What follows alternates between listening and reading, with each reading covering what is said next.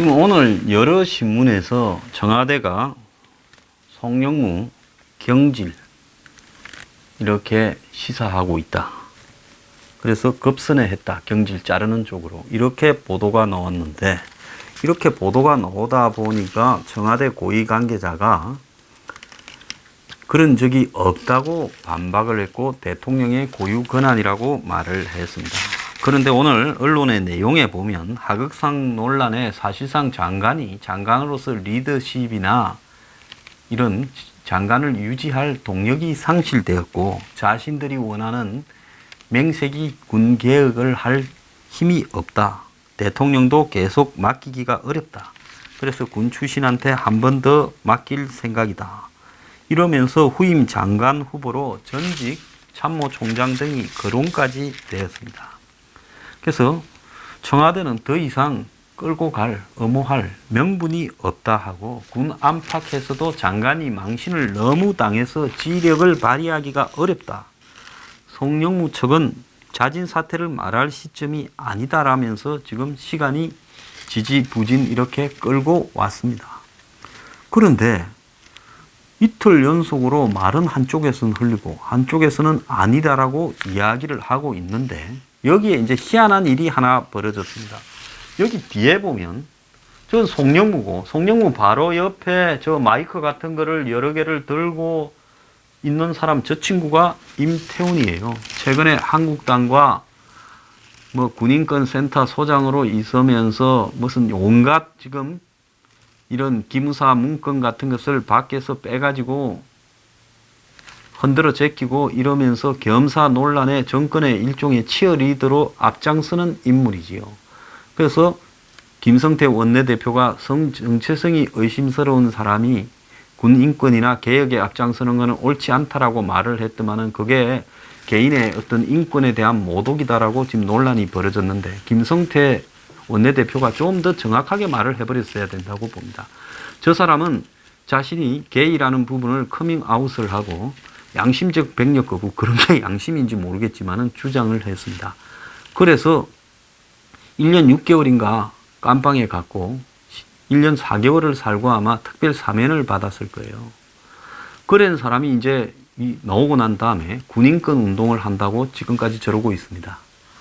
자, 그런데 군에 현역으로 가본 사람은 느끼겠지만은 군 안에서 가장 공공연하게 행해지고 있는 폭력 행위나 인권 훼손 행위가 뭔가 하면, 군이 남자들끼리 성적으로 단절되어 있는 데다 보니까 고참들이 이 부하 등을 상대로, 또 간부가 부하 등을 상대로 공공연하게 성적인 폭행이 군 내에서 자행된다는 것은 군을 가본 사람은 알 거예요. 군은 한 침상 위에 담요 덮고 쭉 자죠. 교도소처럼요. 그러다 보니까 밤에 더듬고 이런 일들이 비일비재하게 벌어져서 문제가 많았습니다. 그래서 군의 핵심적인 인권 개선 과제인 이런 군 내부의 이 동성 간의 성적 폭행 문제에 대해서 저 임태훈은 뭐라고 이야기할 수 있을 것인가? 자, 얼마 전에도 이 군 내부에, 그건 뭐 성적인 폭행이 아니라 둘이서 좋아서 붙은 일들이 있었어요. 근데 그런 부분을 처리하는 문제에 대해서 밖에서 동성연애를 하는 사람들은 그런 부분을 처벌하지 말라고 난리를 쳤습니다. 근데 군이 군 내부에서 벌어지고 있는 비정상적인 성적인 상황에 대해서 그걸 처벌하지 않으면 군의 질서가 유지되겠어요? 그러지 않습니까? 자, 이런 부분에서 임태훈이 군의 인권이나 개혁을 말하기에는 부적절한 이해상충의 문제가 있다고 송영무가 김성태가 이야기를 했어야 된다고 저는 보고 있습니다. 그런데 송영무 장관의 이런 논란을 넘어서서 문제가 뭐가 있는가 하면요, 저 임태훈이 지금 최근에 차지하고 있는 군에서의 위치가 장관이 외부에 갔을 때 저렇게 옆에서 수행하면서 이해관계자들과 사전에 접촉을 하고 심지어 민원을 반영하는 그런 역할까지 하고 있다라는 보도가 어제 나왔습니다. 자, 이거 사실로 확인된 내용인데요. 얼마 전에 마린온이라고 해병의 헬기가 추락을 하지 않았습니까? 자, 그런데 해병 헬기 추락에 대해서 그 유가족들이 그 전날 송영무 장관이 이렇게 가족들이 짜증을 내는 것 같다고 국회에서 말을 잘못해가지고, 저 양반 뭐 실언이 한두 번이 아니니까요. 유가족들이 굉장히 분노해서 그 다음날 이 송영무가 이 지난 7월 20일 날 합동 분향소를 찾아가서 유가족을 위로하게 되는 일이 있었습니다. 전날 국회 법사위에서 유족께서 의존에 문제가 있어 협조하지 못해 짜증이 난 게 아닌가 해가지고 유족들이 발끈하고 언론에 보도되고 난리가 났습니다. 그런데 어제 이게 TV조선이 영상으로 공개를 했지요. 당시 한 유가족이 송영무 장관이 다음날 이제 가니까 머리 숙이고 잘못합니다, 잘못했습니다, 위로 드립니다 이래야 될 깨지는 자리 아니에요? 뭐 자식이 죽었는데 장관이고 나발이고 보이겠어요? 근데 송 장관에게 좀 떨어져서 말씀하시라고요. 짜증나니까. 송 장관이 이제 유족 앞에 바짝 붙어서 이야기하려니까 유족이 그렇게 말했어요. 그러니까 임태훈이 장관 옆에 저렇게 바짝 붙어가지고 장관님하고 면담할 거니까 화 좀 푸세요 하고 유가족을 다독거렸대요.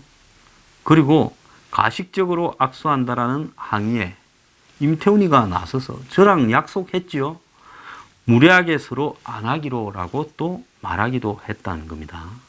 그래서 이걸로 보면 TV조선이 임 소장이 유가족들과 장관 의전을 미리 상의하는 듯한 이렇게 발언을 했고, 또 송영무가 이 자리에서 눈시울을 붉히는 모양새를 비치니까 그 옆에 바짝 서서 호위병이나 경호원처럼 비서처럼 있기도 했다는 겁니다.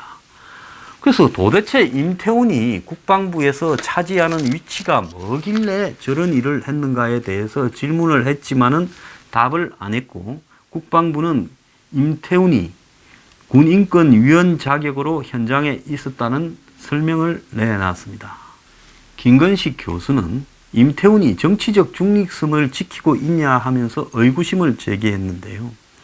2012년 총선 당시에 민주당 비례대표 공천을 신청했다라는 의혹이 제기되고 있고, 송 장관을 수행하는 일은 누가 봐도 그냥 민간 사회단체에 있는 사람이 저런 식으로 장관의 무슨 수행 비서나 비서실장처럼 행동하는 것은 옳지 않다.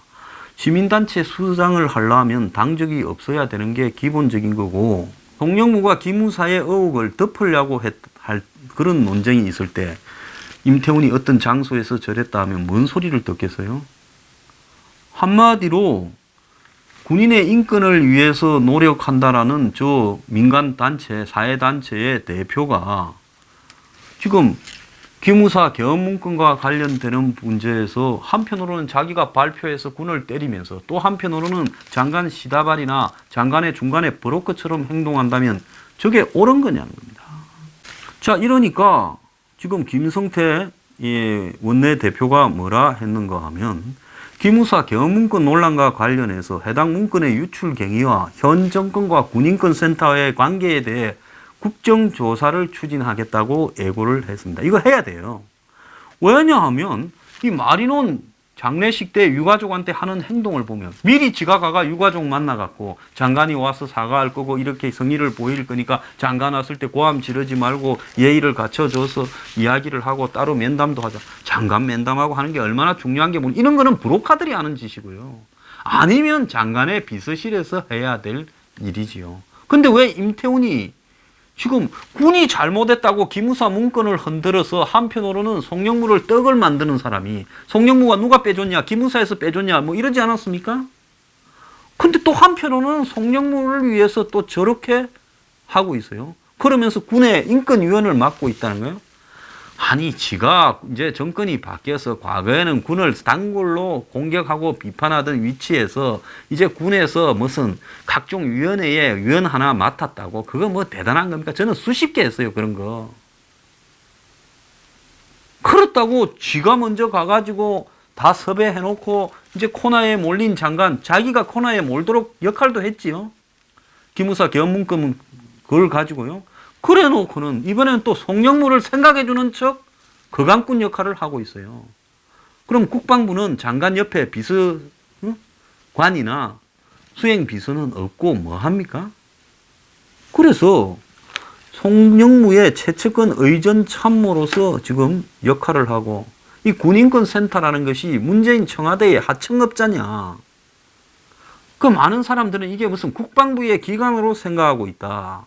근데 이거는 NGO고 그냥 일개 시민단체에 불과한데, 그가 송영무 장관의 의전 부속실장처럼 행동하고 마치 그가 말하면 문정권이 다 핵심들이 원하는 문정권 군계에게 이 전달자처럼 행동하고 있다는 겁니다. 그래서 문재인과 임태훈은 무슨 밀착 관계인지 공개하라고 이야기를 하는 겁니다.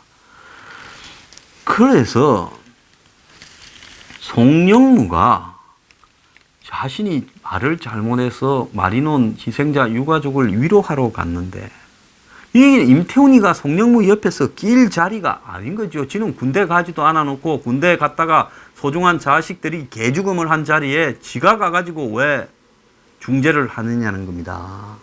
보통 이런 사람이 오면 국방부에서 어떻게 하겠어요? 끌어내버리겠죠. 그 임태훈이 이만큼 실세고 송영무가 지 옆에서 그러는 거를 재지도 못할 만큼의 실세라는 겁니다. 그런데 그는 송 장관과 편안한 관계이기 때문에 유족들이 항의할 때의 사전 의전을 조율한 것처럼 행동했는지 모르겠지만은 장관 옆에 아무나 서서 저렇게 하고 장관이 아무 말도 안 하고 지켜보고 그런 게 아니라는 겁니다. 자, 이 정권이요, 한마디로 개족보를 만들어 버려가지고 행정부서에서 장관이 아주 똥개가 되어버리도록 위계 질서를 뒤흔들고 있어요. 저렇게 동성애를 옹호한다고 하면서 군대 못 가겠다고, 동성애하고 군대 안 가는 게 무슨 관계가 있는지도 모르겠어요. 왜 동성애자가 군대에 가면 많은 동성 군인들을 성추행이나 폭행할 것 같아서 나는 그러기 싫어서 양심적으로 병력을 거부한다. 그게 양심적 병력 거부 아니겠습니까? 동성애자예요? 그런 겁니까? 제 이 말 갖고 누가 문제 삼아 보려면 제가 공개적으로 대응을 할 거니까 얼마든지 문제 삼아 보고 제 방송에 이게 불만이라는 사람 출연하기를 원하세요. 이해관계가 있는 사람 중에. 그래서 좀 웃기는 짓거리가 벌어지고 있다. 김제동이나 민노총만큼 이 스토리도 아주 웃기다는 겁니다. 그런데 김성태 원내대표가 박근혜 탄핵 때만 문건을 만드는 게 아니라 기무사가 2004년에 노무현 전 대통령 탄핵 당시에도 군사적 조치를 점검한 문건이 있었다고 확인했다 말을 했습니다. 그러니까 탄핵이 벌어져서 대통령이 교체되느냐, 교체 안 되고 버티게 되면 반대 시위가 일어나서 그걸 진압할 계획을 짜느냐는 그런 사례가 있을 때마다 다 있었다, 이런 이야기죠. 그때 기무사는 누구를 위해서 이렇게 했습니까? 노무현을 위해서 또 그런 문건을 만들었다는 거죠. 그래서 노무현 탄핵 당시에 정부 전복 대비해서 군사 계획을 수립한 다수의 문건이 있었다면서 이 문건과 관련해서 이석구 기무사령관을 김성태 원내대표가 면담까지도 했대요. 그러고 난 다음에 면담하고 난 뒤에 나와가지고 이런 이야기를 했습니다. 뭐라고 했냐? 2004년 3월 12일, 이제 탄핵 다음 날일 거예요. 기무사 상황실에서 대정부 정보 위기관리 단계 평가회의를 거쳐서 위기 관리 단계를 3단계에서 2단계로 격상 조치했고, 당시 작성된 문건은 본문이 10페이지, 첨부 문건이 수십 페이지로 구성되어서 박근혜 정권 탄핵 당시에 작성된 67페이지의 문건과 비슷한 형태의 구성을 갖추고 있다. 표지에는 송영건 당시 기무사령관이 확실하게 지시된 대로 액션이 이루어져야 됨, 상황 변동 시 즉시 사령관에게 사소한 것이라도 보고할 것, 이렇게 되어 있고 자필 메모가 있대요. 그러니까 한국당이 이 문건을 입수해 가지고 있는 거지요. 자, 김성태 원내대표는 해당 문건에 군 병력과 장비의 수도권 이동 상황을 하루에 2번 확인하고 비인가 집회의 관찰을 강화하는 내용이 포함됐다는 겁니다. 그러니까 혹시 군이 쿠데타 할까봐 그거 체크 단단히 하고 또 허가 안 해준 집회가 일어나지 못하도록 해라. 이건 뭔 말이겠어요? 노무현 탄핵 당시에 탄핵되어서 업무를 못하고 헌재 판단을 기다리는 동안에 누가 이걸 덮쳐서 먹을까봐 그거 단단히 감시하라는 노무현의 입장에 서서 기무사가 충성을 맹세한 문건이다, 이렇게 볼 수 있겠죠. 그러면서 특별 관찰 대상자 59명의 동향 집중 감찰과 A급 기자 관리 내용도 포함하고 있다는 겁니다. 그러면 당시 보수 우파에서 집회를 선동할 수 있는 사람들을 주로 감시하라, 이런 거 아니겠습니까? 당시 야당의 대표들이나요. 그리고 기자들도 이렇게 중요한 사람은 관리하라고 하는 내용이겠죠.